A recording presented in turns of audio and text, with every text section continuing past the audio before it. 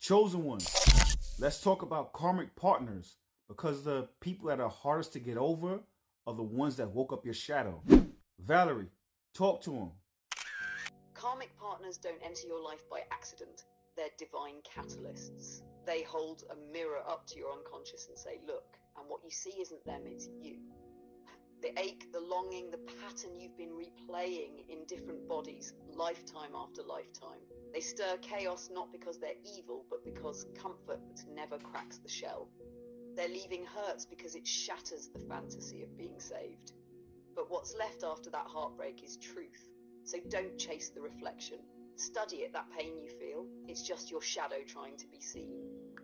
So you see, chosen one, I saw this guy on TikTok the other day, and he was a dating advice coach. And what he talked about is he said that, you know, when you go through a tough breakup, the reason why people never get over their ex is because they never actually fully move on.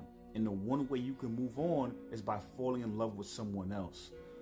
I think that's decent advice, but the way I'm going to frame it is that the someone else you should fall in love with is yourself. You should fall in love with your inner child. You should fall in love with your higher self. You should fall in love with yourself. And when I say fall in love, I'm talking about understanding. And when I'm talking about understanding, I'm talking about empathy. I'm talking about giving yourself all the love that you gave away for free, that you were hoping that people reciprocated. Give that to yourself. And once you start to love yourself in that capacity, once you start to understand yourself in that capacity, once you start to give to yourself in that capacity, you become magnetic beyond belief. And the people and the person that is for you will be able to see you and will literally come to you, and you'll be magnetized towards that person, and that person will be magnetized towards you. That karmic partner, what they're really teaching you is self-love. So that's the way you get over your karmic partner, is by loving all the unhealed versions and unhealed parts of yourself that your karmic partner exposed. Valerie, talk to him. That's it. That's the medicine. Because self-love isn't a bubble bath. It's a reckoning. It's sitting with the ache instead of outsourcing it. It's saying, I'll give myself the safety I kept chasing in you. When you turn that gaze inward, the obsession dissolves.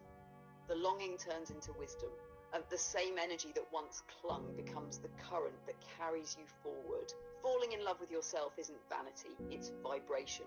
You stop attracting teachers through pain because you've learned the lesson through peace. You see, chosen one, so many of us have got catfished by karmic partners, and we thought they were our twin flame. We thought that they were our soulmate. But that doesn't mean that they don't serve a purpose in your life. Dealing with a karmic partner will allow you to see your shadow side. And far too often people run from their shadows. But your shadow is where your gifts are at. Your shadow is where your greatness is at. Because the matrix will attack you where you're strongest at while you're weak.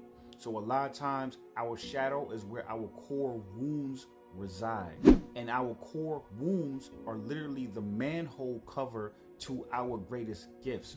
Once you go into that sewer, once you deal with all the garbage and the gunk and the trash that's under that manhole, in that sewer, once you do that, then literally once you come out on the other side, those are where your greatest gifts are at. That's where your greatest healing is at. That's where your greatest strength is at, is beyond the trauma. And what those karmic partners do is they end up reopening those wounds. They re-traumatize you and make you remember all the places that you didn't want to look at, all the places you tried to hide, all the things that you tried to look past. They re-traumatize you there. So it's actually a gift and a blessing at the same time. You thought I was going to say gift and curse. No, it's a gift and blessing at the same time. It's just that we look at it as a curse. It's actually a blessing, because now we can look at these wounds, we can look at that trauma, and then now we have the opportunity to change our destiny. We have the opportunity to change our timeline based off of what's happening right in front of you right now. So that karmic partner, it came like a bull in the china closet, but that shake up allowed you to level up. Valerie, talk to him. Chosen ones, that's the paradox most people never catch. Your shadow isn't trying to sabotage you, it's trying to save you. The karmic just handed you the flashlight. When they shattered your peace, they also also cracked the surface where your power was buried. Every trigger, every heartbreak, every sleepless night, it wasn't punishment, it was excavation. The universe used their chaos to pull you back into yourself. So no, it wasn't love that broke you, it was resistance. You kept trying to hold on to what was meant to shake you awake. Now that the dust has settled, look at what's left. That strength you feel right now, that clarity,